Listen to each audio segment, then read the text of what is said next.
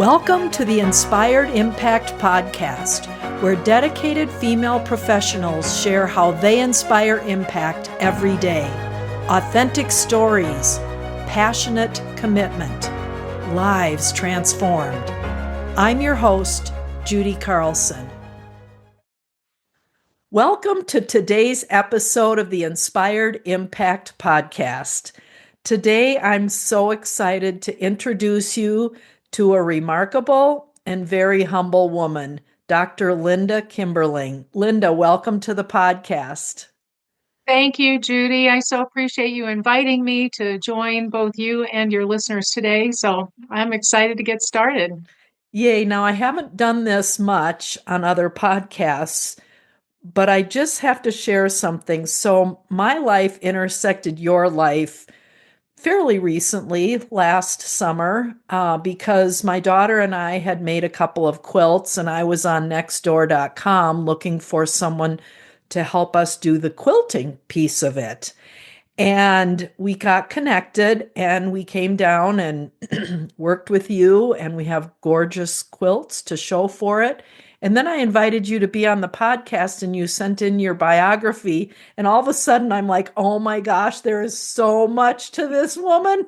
And I only know her as a quilter. So I am so excited to have you share a lot of your journey. So where would you like to start? Thank you so much. The quilting, actually, I have been quilting for 45 years. I think I had shared with you before. And so basically, since I was a young child, and I'm actually going to start even before that, because that leads into something that I'd like to share later in the show, which is about my foster ministry. And it actually has its roots in my very beginning journey of my life. And all of this kind of, there's a thread that runs all the way through it, no pun intended. Yeah, I was just going to say that's an awesome. And it honestly, it really does. So I was actually orphaned when I was an infant, and then had been in multiple foster homes until I was 5 years old. And,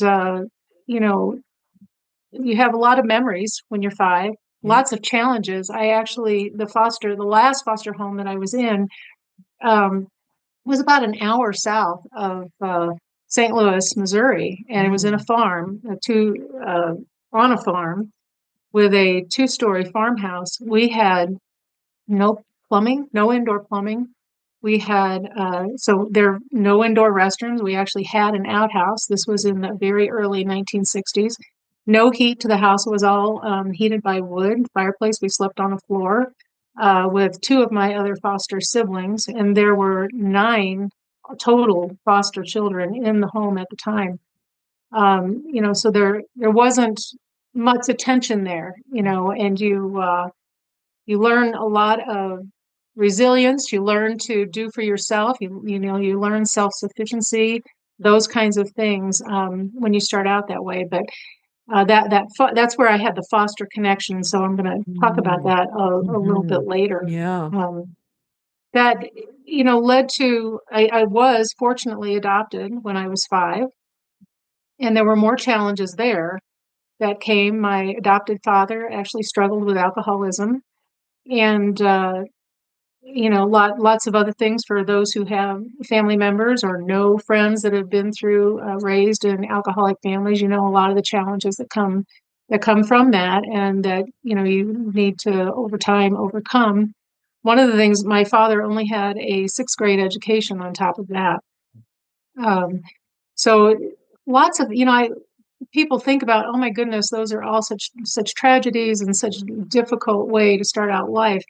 But there were so many, looking back on it and processing it through my adult life, there were so many benefits that came from it that led to being a leader in the workplace, and learning to be self-sufficient, learning to be compassionate for others. And a lot of some of it were, some of the foster children that I knew came even with less than I had. My father, who wasn't able to read very well when I was in 3rd grade, would ask me when he would be trying to read a book, would ask me what was a certain word or so. And so I would Wow. be there showing him how to read that.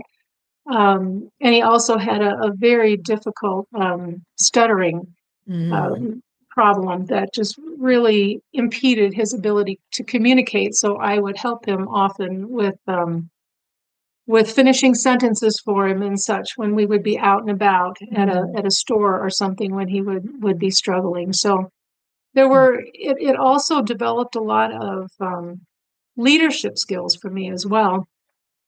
But during that time in that adopted home, going back to how you said that we met. So when I was roughly 7 years old, my adopted grandmother, she was an embroiderer, and all of the women in that family, in my family, were sewists of one type or another. My own mother, she put me into a sewing class at 7 years old to learn how to just sew clothing because that's what we did back in those days in the mid 60s. And this was when fabric was $1.10 a yard, by the way. Now you know how much it costs, Judy, don't you? These days, um, to get a yard of fabric. So it definitely was more economical to make your own clothing, and that's why we did that. But I Wow. was still proud to learn that. And at the end of that 6 week sewing class that I was in, we had a little fashion show for all of the girls that made, that we all made our little dresses. So I learned the basics from my mom. And then my grandmother, she was an embroiderer and she would hand embroider quilt blocks. And Wow. Hmm. I learned next to her knee how to embroider. She would put the hoop and everything into my hands, and then I would start on one of the other blocks and copy what she was doing. And then I also had an aunt who was a hand quilter. And so all of this came together. My mom would sew the blocks together and that my grandma had embroidered, and I helped her with some of those.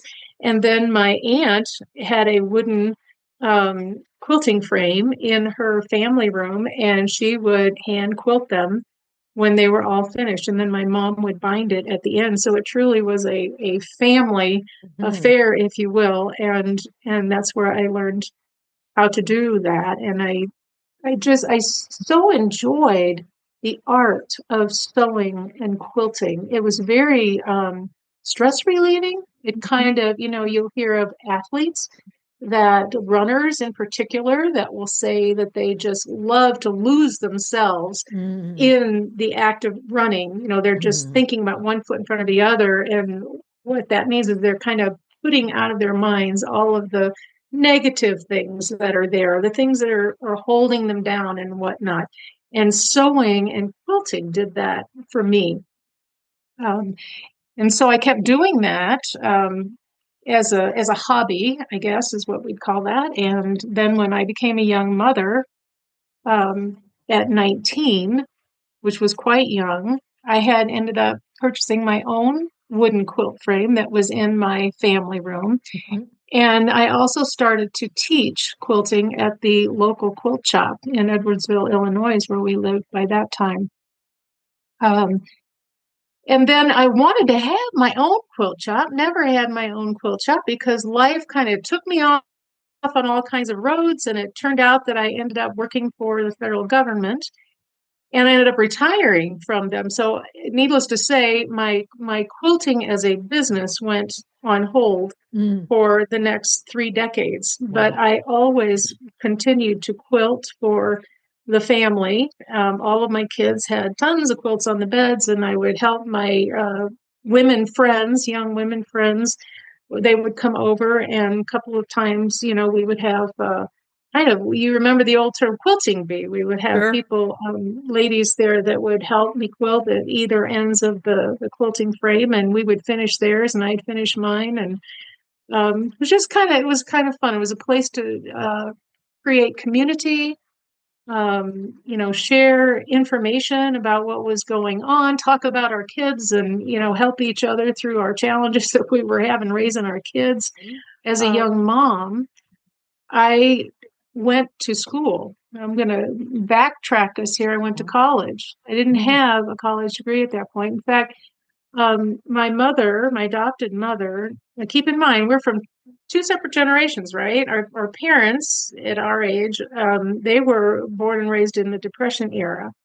And so to my mother, when I asked to go to college and I wanted to become a doctor, a medical doctor is what I wanted to be.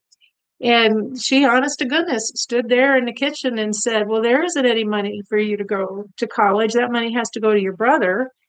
And not only that, but you'll just drop out of college anyway. Oh So my you need to gosh. take typing in high Oh, school. You would just drop out of college and you'd get married.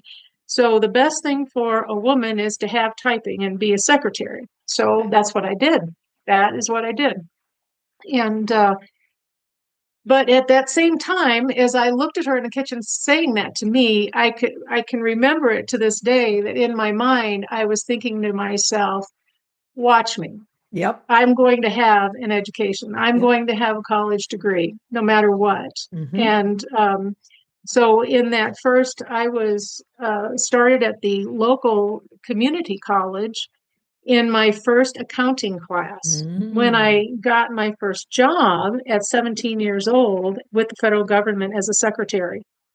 So I was um, putting myself through, I didn't care how long it took. And that was kind of in my mind. I didn't care how long it took, but I was going to have a college degree. And so I would go at nights and on weekends and certainly couldn't afford to go to a university, but I ended up getting my 2-year degree, my associate's degree, and then transferred that into Southern Illinois University and then went on eventually to get a master's degree. But and by this time I had 3 children, all under the age of 5. So I was I would get up. Well, I would go to bed, put them down to bed at maybe 8, 7, 8 at night, and then I would study, and then I would not get to bed until maybe midnight or 1 o'clock, and I would sleep for about 4 or 5 hours. And then they were up for feedings and changings and whatever at about 5 in the morning or 6. And then I was back to school in the evening. And so you can imagine how that was working. That only works, by the way, when you're a very young woman. And you have that. Looking back on it now, I don't know how in the world I did that, but I did. And I ended up graduating. And, I was the first college graduate in both my biological family and my adopted family. And something and my husband reminds me of this all the time. He said, whenever I look at you and I hear the things that you committed to do and you did, it just proves to me that when you really want something, you can get it. It doesn't matter if someone tells you you can't, or that you don't have the money, or that you're working 2 or 3 jobs, or you have children at home with you. You will find a way, Yeah. you know. Yeah. Yeah. It's and that's pretty exciting that nobody else can hold you back. Nobody else can Nobody hold you else down. can. No. Very It doesn't if profound.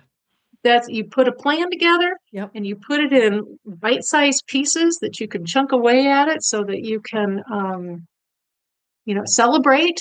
Yep. I can remember thinking that a 4-year degree was so an enormous prospect to take on with those children.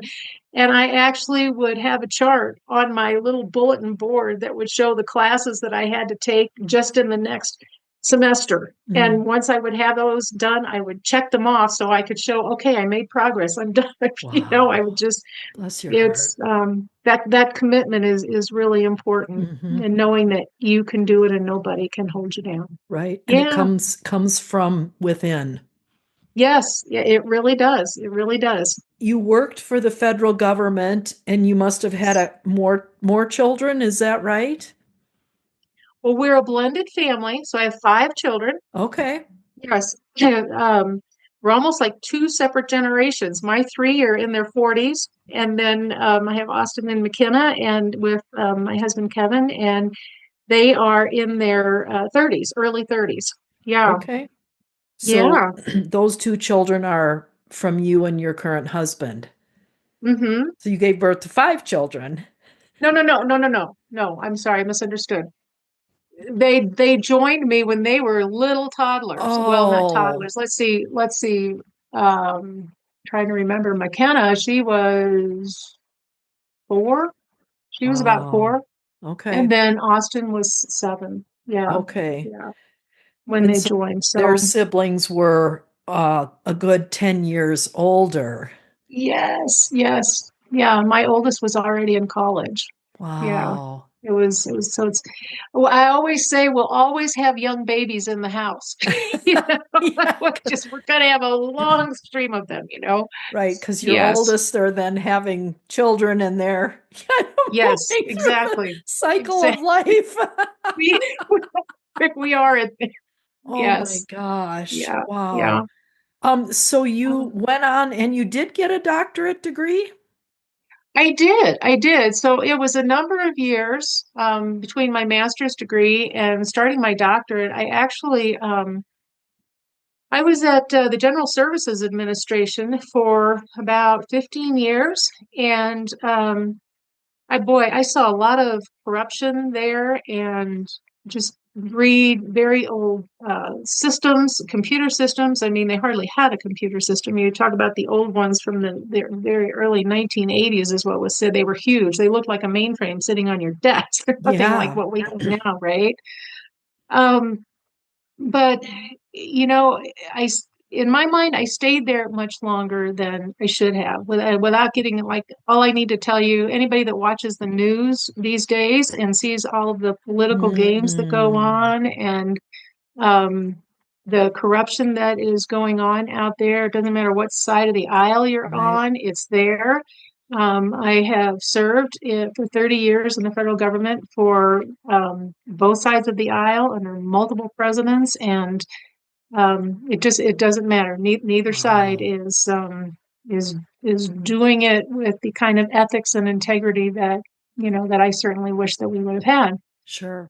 And so I ended up finally, and I will say it this way: I finally had the courage, and this is one of the lessons that I learned in the workplace, Hmm. is to not be afraid to move on. Number one, not don't think that you are only as good as the current job that you have. And listening to people that will tell you, "Oh my goodness, you have a great thing here." What are some of the other things that you hear?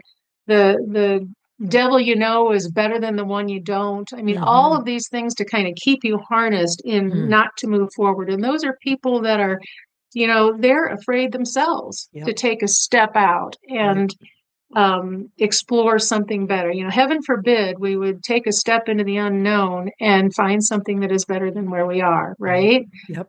But I bought into that for the longest time. I bought into that kind of negativity, and also people saying to me, "Well, that's quitting, or Mm. that's giving up."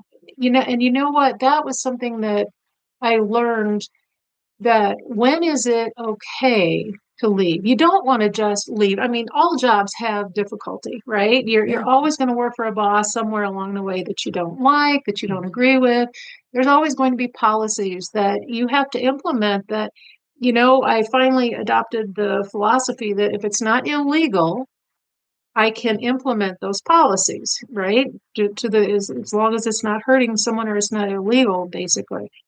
Um, but what I came to realize is that when you're in a job, a career, that the organization that you work for, their value system no longer aligns with yours, Yep. that's when it surpasses just being a difficult work Sure. environment. That's when you have to start asking yourself, is this a good fit for Yep. where I want to be today? And it may well have been a good fit when you first started. Yeah. Things change, bosses change, the environment changes. You grow, you learn new things, and you see the world through a different lens. The Hmm. older you become, the more experience you have, right? Um, Yep. so therefore, when I came to that realization, I realized, you know what? I'm better than this. I can do better than this. So I started applying for jobs, and I received a promotion at the U.S. Geological Service. Wow. All of the U.S. Geological Service, the Department of Interior, they're all PhDs, just about. Everyone that I worked with was a PhD. And I had wanted to be a university professor way back when, right? But as I said, life got in the way.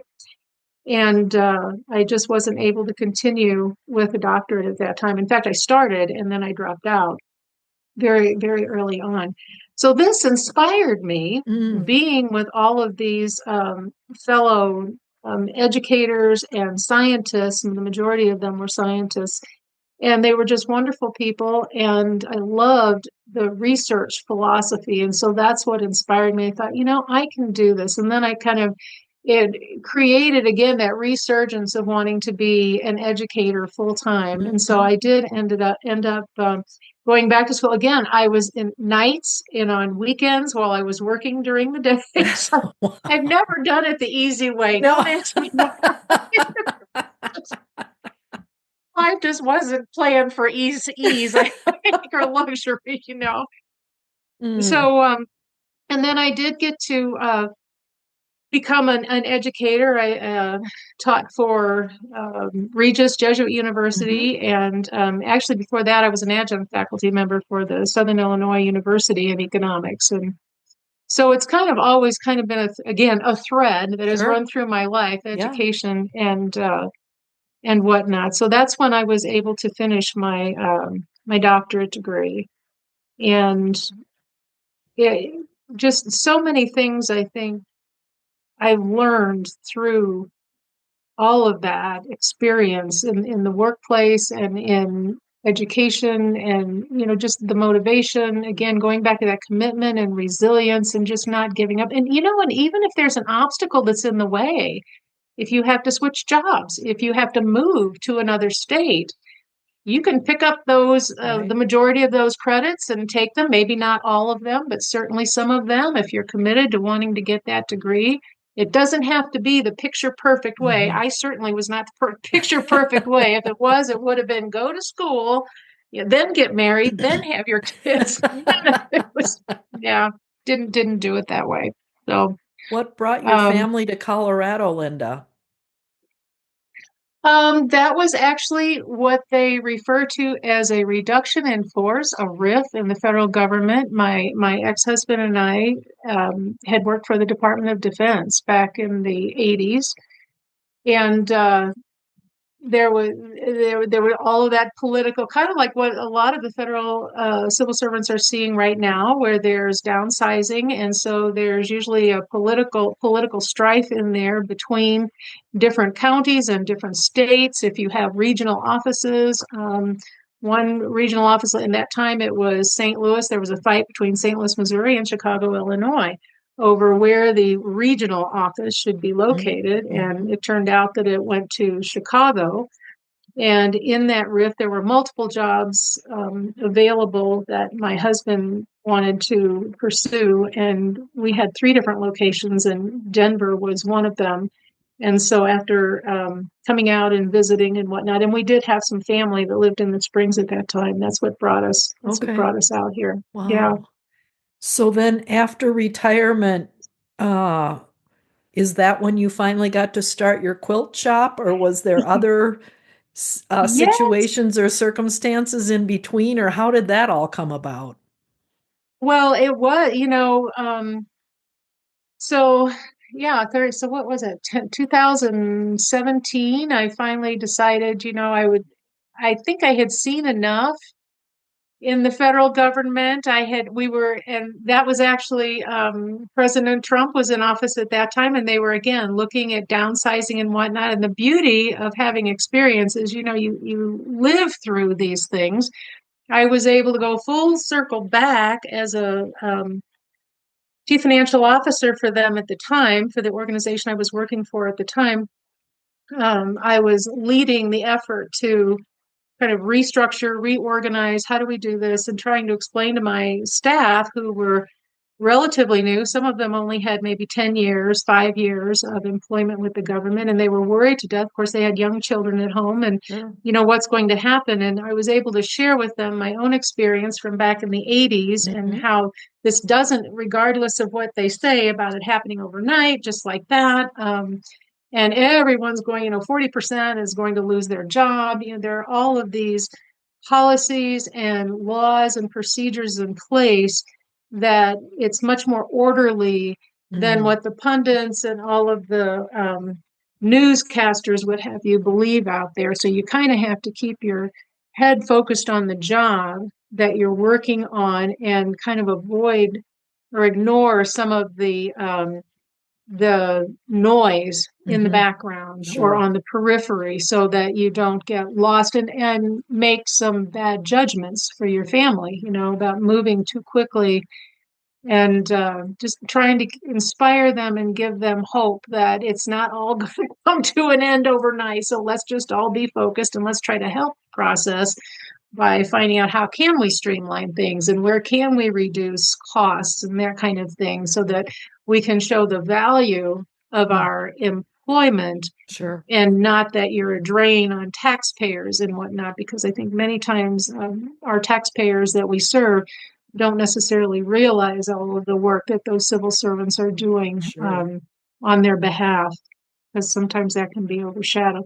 But so at the end of that, I came up on my 30 years then in 2018, and I just made a conscious decision. I think I'm ready. And once I made that decision, I started thinking, well, what do I want to do? I'm not really ready to actually retire and sit in the rocking chair just yet. I kind of examined the alternatives out there about going and working and continuing in finance, and being in corporate America or going into consulting. And I just, throughout my life, I had been a quilter and I always wanted to have my own quilt shop back from when I was very young. And I thought, this is an opportunity to go into business for myself and just see how that works. And it never occurred to me that it wouldn't work. I just What's thought, not? because that's kind of my philosophy after Sure. all this time is one way or another, I'm going to make it work once I Right. decide that something is in my future and I want to do that. So I knew it was in my future that I wanted to have a business a quilting business that I had originally wanted back when I was really young. And so I became really excited, starting to plan about it, read up on putting together a business plan, and activity and kind of a timeline of how I would go about this. I ended up taking some of my retirement funds and putting that into the investment of my quilting frame, which is now a quilting machine, basically. It's an Hmm. industrial sewing machine. That I provide a service then to my customers to quilt their quilts, the 3 layers, sandwiching them together. Um, and then I also sell fabric that goes with that, which is extra wide fabric, which is Hmm. kind of fun because that you get to get involved with all the color selections and production and inventory. So on the business end of it, I'm everything. I'm the I do the inventory, I do the purchasing, the accounting, the marketing, the sewing. So I'm kind of a one Hmm. man band, if you will, a one Right. man show. Yep.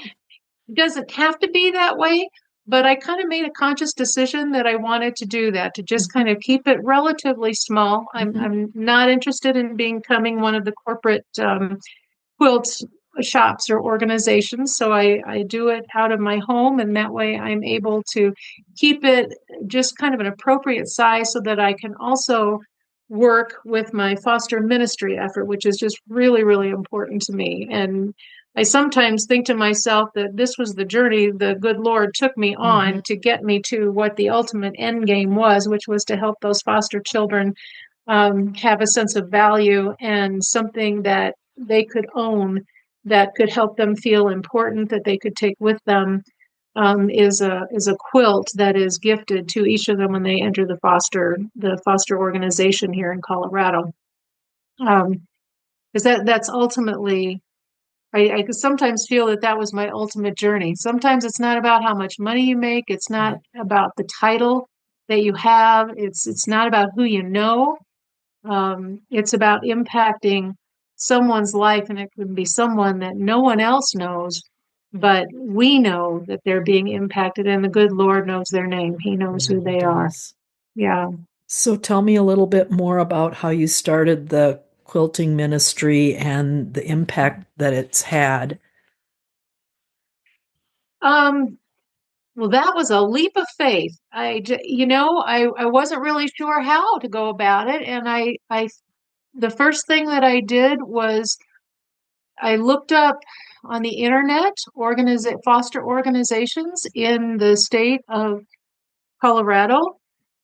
And then I went to a couple of them and explained my story about having been in an orphanage and understanding the um, the mindset of a child that is fostered, especially an older child that has been moved from place to place. And in many cases, and I actually learned that the foster organizations, as hard as they try and as much improved as they are, it's still as much the same way as it was back in Mm. the 50s and 60s when I was there, that everything that they own is in a paper bag. Today it would be plastic. For me, it was a paper grocery bag sitting on the front seat. And when you left the foster organ or the foster home, sometimes these children are rehomed multiple times. And that's for many reasons, but sometimes they are. And frequently they're not allowed to take whatever they have with them or whatever they have been given. In my case, it was a doll. Mm. And the doll, when I was taken away from the arms of my foster mother, I had my doll, which I thought was my doll, but my foster mother said that it was my sister's, my foster siblings' doll. And so they took that from me and put me into the car with the people that came to take me away that day. And it stayed in my mind for the rest of my life. That it's not right that children are not, because that is so important to a child to have stability, to have things that are enduring, something that does not, it can't be taken away from them. And so I think that's one of the things that brings about many of the challenges that foster children have, is because of that environment that they're in. And I don't believe that anyone means ill will. It's just the situation that that Mhm. they are in that causes things like that to happen. So as time went on, and I felt that I was truly blessed. Um, Despite where I began, I feel like the Lord has a plan for all of us from the Mhm. beginning to the end. And I Yep. can see from my very beginning roots, as maybe some would see them as very dark, I certainly did at certain times in my life. I can see how those beginnings impacted in a positive way many of the phases of my journey in life that went along. So um, I know that he was involved all the way, and he taught me that much older, which is a part of the book that I wrote, Faith-Based Leadership When the Odds Are Stacked Against You. Is you can see him in there every single day of my life, and including this final chapter, I feel, which is the foster ministry, and how he never let me forget where I came from, Wow. but he put pearls from where I came from into every walk of life that I have. And so I'm joyous about that, and I'm so thrilled to be able to give to foster children that they won't, the likelihood will they won't ever know me, but they will know Mm. their own personal sense of value because they have something to hold on to Wow. that they've been given, no matter where they Wow. go. Yeah. Wow. That's incredible. So Wow. Well, thank you I'm so just much. blessed. You are I blessed, am blessed. and you see the cup half full all the time, and your light shines brightly, Linda. Oh, thank you. Thank Yep. you. If people would like to get a hold of you for a variety of reasons, whether it's for the quilting side of things or your ministry side of things, are there special places people should go to learn? Sure, sure. So for the business, you can contact me through email, Linda at logcabinquiltn as in Nancy, sew.com. Okay. You can also contact me on my personal email, which is lskimberling at Okay. gmail.com. Mm-hmm. And that personal email, I can help you locate the book, Faith-Based Leadership, or I'm happy to help you if you want to create a ministry, something similar using your quilting skills, your sewing skills. If you would like to be part of that ministry, we have over 70 ladies, What? and they're throughout the agency. Yes, we have some in Florida, some in Sugar Land, Texas, many of them throughout the state of Colorado, and they send in their quilt tops, and either Oh, myself or some of the other ladies that do long arm quilting quilt them together, and then we bind them, we share them. So yes, I don't do this myself by any stretch of the wow. imagination. We have gifted over 700 quilts now Oh, to foster wow. children in the last 5 years. Yeah. Oh, So we would wow. love to have anyone that would like to participate with their sewing skills and quilting skills. We would be so blessed to have you join us. Yeah, wow. Amazing how your life has really come full circle. And the quilting is going to be what you started with and probably what you end with. And what an Yes, amazing story. So inspiring. that makes me so Wow. excited. Yeah, it's so exciting. Well, thank you. So, the name of your business is Log Cabin Quilt and Sew. Yes, Okay, yes, so if someone that's wanted to correct. look online to find that, so Yes, we have a great website, mhm, and there's a contact form on there. There's mhm, also a newsletter. There's the fabrics that are all available to purchase. You can reach me through there as well if you mhm. need a long arm quilter. I'm here for you. So Yeah, it's and I have amazing. ladies also that will email every once in a while. They're from other states. They don't come here. They're not having the quilting done by me, but they just have questions. How do I figure out how large thus and so should be, or how do I Ah, attach this? So I'm happy to answer any of those questions that that's gals have. amazing. Yeah. Well, you have an absolutely gorgeous quilt store, and I love being there. So thank you, Linda, Thank for you. yeah, thank you so much for joining us today. This has been wonderful and a great blessing. Thank you so much. Thank you for inviting me. Thanks so much for joining us for the Inspired Impact podcast. To listen to past episodes, please visit theinspiredImpactPodcast.com.